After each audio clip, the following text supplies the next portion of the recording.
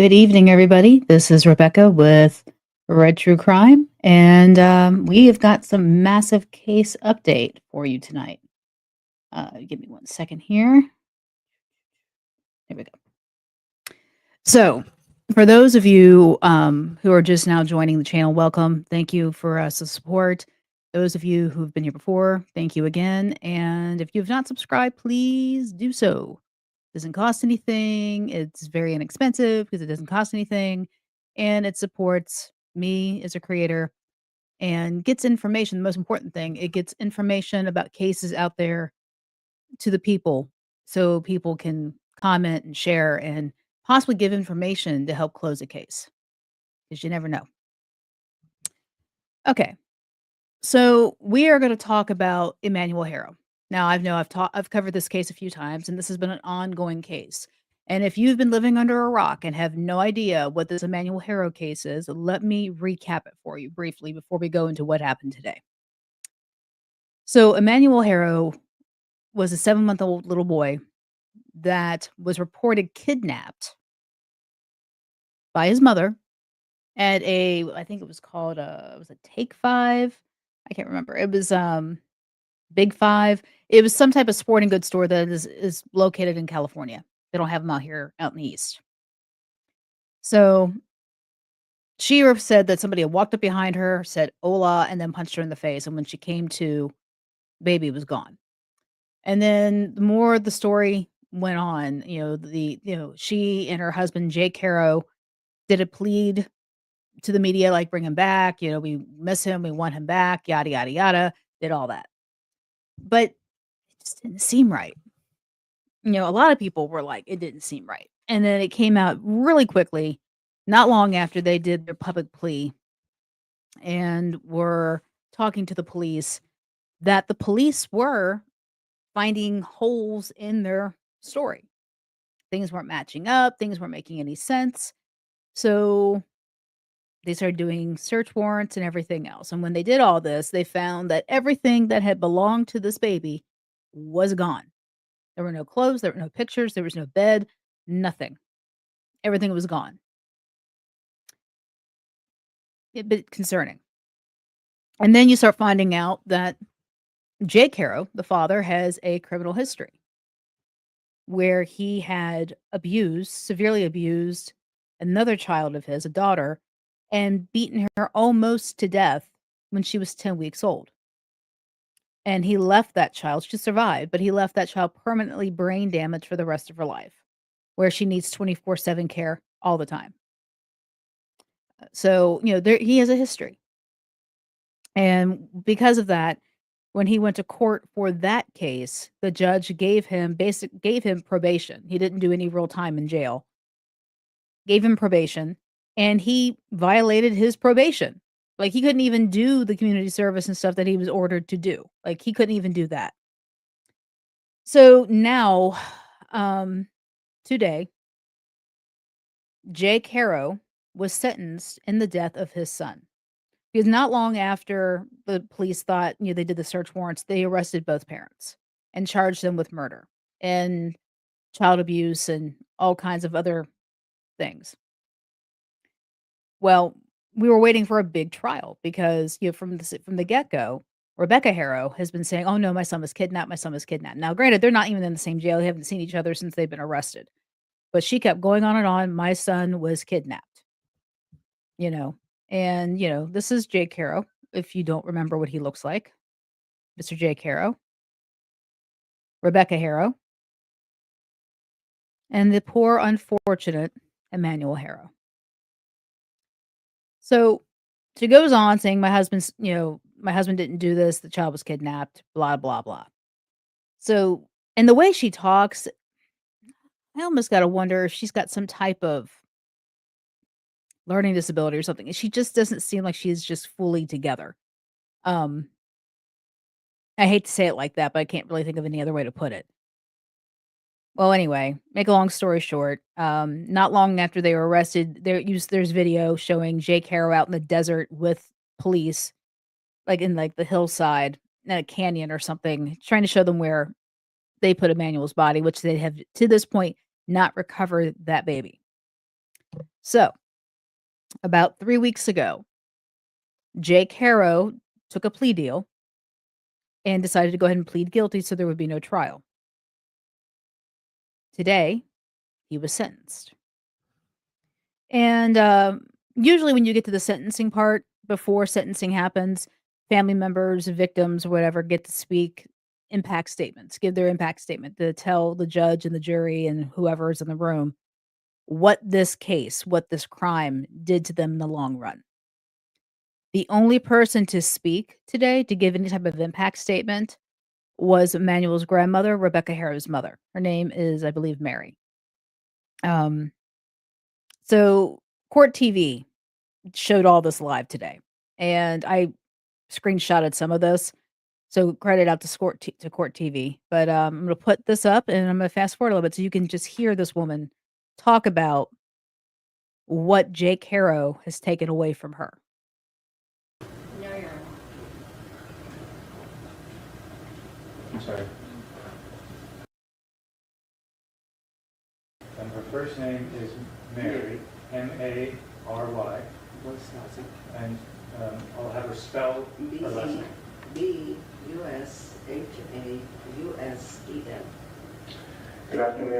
Good afternoon, ma'am, and thank you for being here today. And ma'am, I want to make sure that I hear everything that you have to say, that our court reporter can take down everything that you have to say, and that we have an accurate record.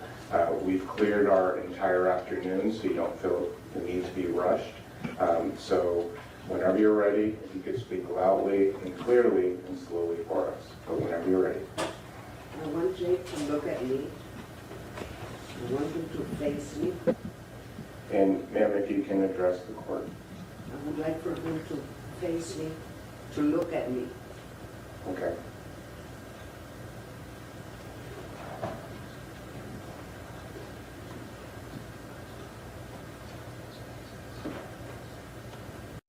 Now, one thing that gets me is she says, "I want him to face me. I want him to look at me."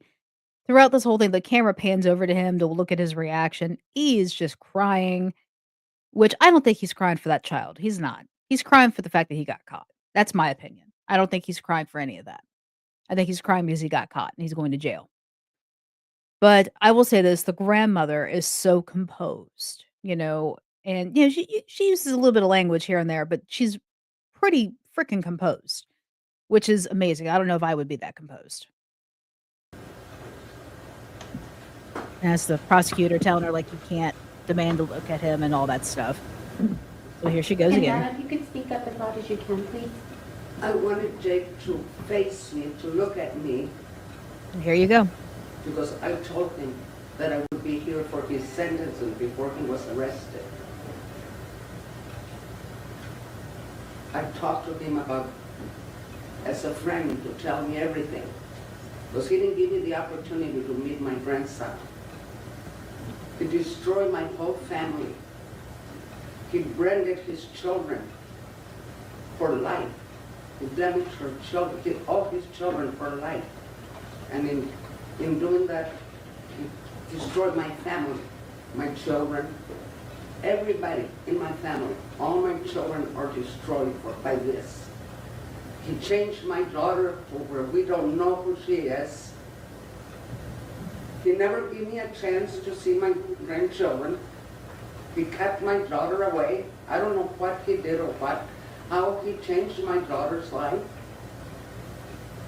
But she was never that same person after she went to live with him. Okay.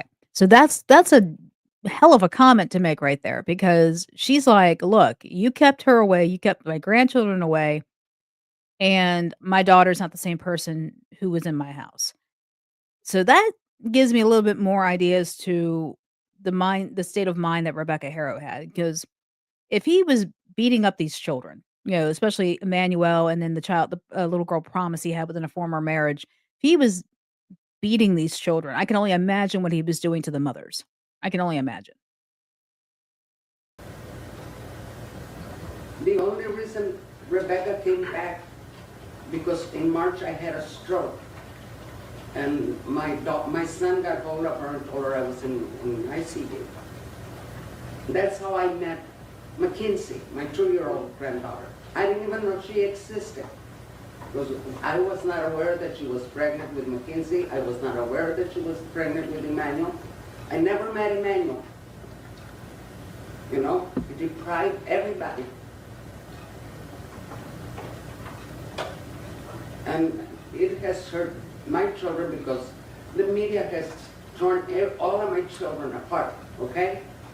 Because they say, Grandma knows, Grandma isn't on it, Grandma doesn't know nothing. If I had known what was going on, I would have take my daughter out of there forcefully, or I would have called the police. My sons would have come and got her, okay? That's crazy right there.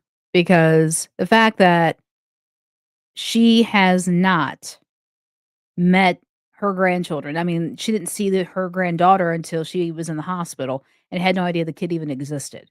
And then didn't even know Emmanuel existed. That's insane. What is wrong with these people? But we go on. And then she goes on to say about how, her and her other children are being ostracized in the community because people feel that they knew what was going on. And she's making it clear we had not a clue what was going on. Never, never did we ever knew anything. If I had known when I called social service when Rebecca moved in, I called social service to let them know that I didn't like him. Because my granddaughter Irene was afraid. She didn't want to be there. She called me and she says, Grandma, I don't want to be there. Okay, so I called social service. I asked social service to give me a report of what had happened, they found out. Oh no, she's fine. The house is beautiful. They have food in the fridge. That's it. Okay. So again, let's look at this. Here is a common scenario we're hearing about. These kids are getting killed. These kids are getting badly hurt, and CPS has been involved. And yet they're like, oh, we didn't see anything. Oh, everything's fine. Oh, everything's hunky dory. And then you find out, well, we went to the door and knocked, but they refused to open the door. Really? Oh, so we just closed the case because there was no evidence. No. Like I said, there's a lot of people that should be held accountable for this case. And she actually makes an interesting one here in a little bit later in her statement to the judge. Have social service come and told me what he had done to promise these other children. Nothing of this would be here. We wouldn't be here. I wouldn't be here. My grandchildren, Emmanuel wouldn't be gone. Mackenzie wouldn't have been born. Because he had already done a lot of horrible things to his other children. He branded those children for life. And in the same way, branded all my children too. Because I can't go nowhere without they asking me. Every time I go to the store or somebody recognizes me, they attack me, on social media, everywhere. And that is not my doing or my children. This has been horrible for us. I was glad the day that got arrested because I fear for my daughter's life. I fear for everybody. And, he had a second chance. My daughter didn't have a chance with him. Or his children. His children didn't have a second chance. And I think the judge that let him go should be here sitting with him. And so is social service. Because they could have told me, oh no, protocol doesn't allow us to tell you anything. Well, how are we supposed to protect our children if we don't know? Now, that is a valid statement right there. So she says the judge who let him go the first time should be sitting right here in this court, right next to him, and social services. And she's like, if we don't know what's going on, how can we protect our kids? And that's a valid statement. I mean, there's this whole thing about privacy, but you know, It's crazy. You gotta protect people, but at the same time, at what cost? You know? But yeah, she blames the judge. A lot of people blame that judge that just gave him probation in his daughter Promises case. And I don't understand how that even happened. I don't. The court knows what's going on. I didn't know. I called social service. I didn't know what he had done to his other children.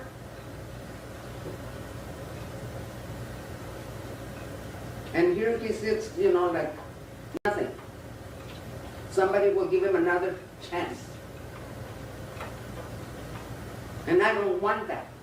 Because he didn't give his children a chance. He didn't give my daughter a chance to be happy to take care of her children, okay? My 20-year-old granddaughter, my 18-year-old granddaughter are a mess because of him. Mackenzie, it's totally changed, a little baby, a 2-year-old girl that has nothing, okay?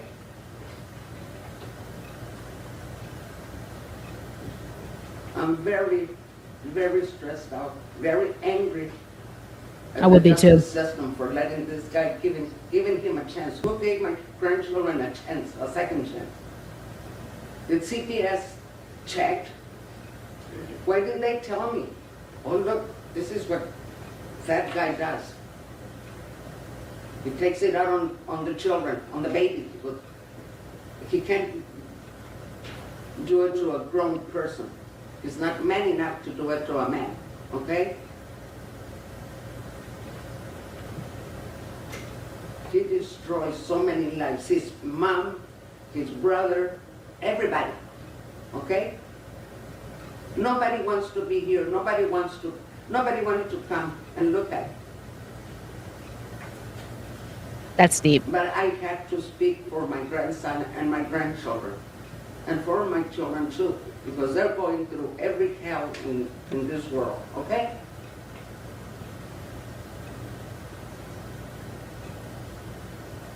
Thank you, Mom.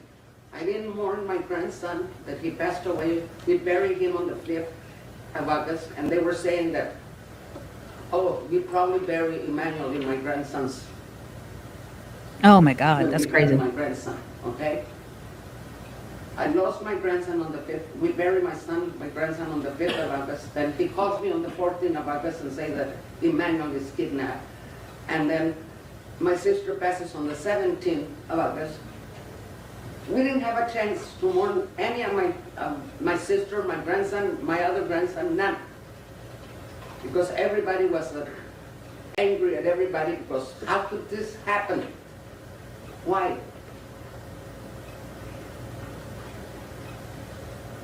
I wish you could look at me and tell me why. He was never in my house. He knew I didn't like him. He knew I called social service, and that's why he kept my daughter away. He changed her so she couldn't have no contact with me Look at or that his fake brother. emotion coming from him. Okay. Well, actually, probably not fake. It's probably legit, but it's probably for him feeling sorry for himself. Had I had not had a stroke, I would have never met Mackenzie or, probably heard it on the news about Emmanuel, okay? So don't blame my children. The media has blamed my children, everybody. The TikTokers, everybody. Grandma Mary knows. I don't know nothing, okay? And I stand here with you, asking you to give him the maximum.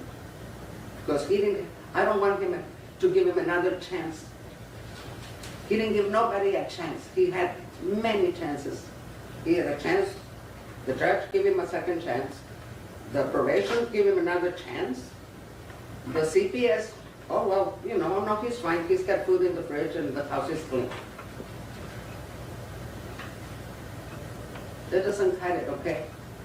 And that's Okay. So we now understand why she's so upset. Again, the woman is composed. She's not crying. And some people are going to call that cold-hearted. No, that woman is determined. She's angry. She's composed. And I think she spoke eloquently on behalf of her daughter, her grandchildren, and her other children because they're all facing backlash because of this, you know? Um, because look at this poor kid. This picture always bothered me. It always looked like there's something wasn't right at this point, you know? Now let's get to Rebecca Harrow. Now, I was looking in the court system in California, and there's been some reports been sent to probation, and there was a felony hearing scheduled that they had today. So she was in court earlier today. I guess they were talking about where they were going to go with her case. Now she doesn't go back to court until January, but I would not be surprised if she ends up walking away for some of this. Because at this point, I don't know how unless Jake throws her under the bus, says my wife did this, I don't know if they could prove that she had a hand in any of this other than lying to the police. That would be the only thing I could think of they could potentially get her for, possibly abuse of a corpse. I don't know. But I would not be surprised if Rebecca Harrow ends up getting some type of probation or very little time in prison over all this. So let's get to him. Jake Harrow was sentenced to 25 years to life. And they got him for second-degree murder. They had he did a plea agreement. So, second-degree murder, there's no death penalty, because originally he was being charged with first degree. So they took off knocked it down to second degree. He got 25 years to life. He also got, for child abuse, 6 years, a 6-year sentence for that, which is gonna run consecutively, um, with the 25 years. He's got, like, 31 years. Judge also made it clear he is not eligible for probation or parole, because he was already on probation when this whole crime happened, and he'd already violated that probation before all this happened. So because of that, he is not eligible for parole. So he is going to do that entire time in California jail. So he basically has 31 years, and he's going to be there for a very long time. So my question to all of you is that justice? Do you feel that's justice? Do you think he got enough? Do you think he should have gotten the death penalty regardless? I don't know. Like I said, for me, he's doing a significant amount of time, and because he's been convicted of killing a kid, I don't see him having an easy time in prison. I think people are gonna get to him a lot, and, as they should. But what do you all think should happen to Rebecca Harrow? I mean, how much is this perpetrator and how much is victim? That's what I wanna know, is what can they prove? So, leave your comments here. Let me know what you all think. But I'm gonna hop off here. Like I said, there's some closure. One of them has been sentenced to jail for a very long time, but I wish we knew where the baby was. I wish they had made him confess where the body is, because they went out to a place. Now it's possible the baby was there and um, animals got to it and drug it somewhere else. I don't know, but we shall see. But it would be nice if he could have given that location, 'cause I seriously doubt she knows. I seriously doubt she knows. Now, another theory is that he's taking the blame and she is the actual perpetrator. She's the one who actually did all the killing and disposing and whatnot, but I don't know. You know, I don't see that happening. She has actually no real criminal history. Mostly traffic crap. Him, on the other hand, he's already damn near beaten to death a child before. So I feel he's the guy who did all this. But disposing and the everything else, who knows? But, alright, I'm gonna hop off here. This is Rebecca with Red True Crime. As I always say, be weird, be rude, be safe. And again, thank you all for the support. And if you have not already subscribed to the channel, please do so. Please, please, please. And if you follow me on Facebook, great. If you follow me on TikTok, great. If you follow me on Instagram, great. And then come all the way over here to YouTube and subscribe. All right, guys. So have a great night. Thank you for tuning in. Be weird, be rude, be safe, as I always say, because if you're weird and rude, they will not take you. I guarantee. So be back on when I have more stuff, but thanks. Bye.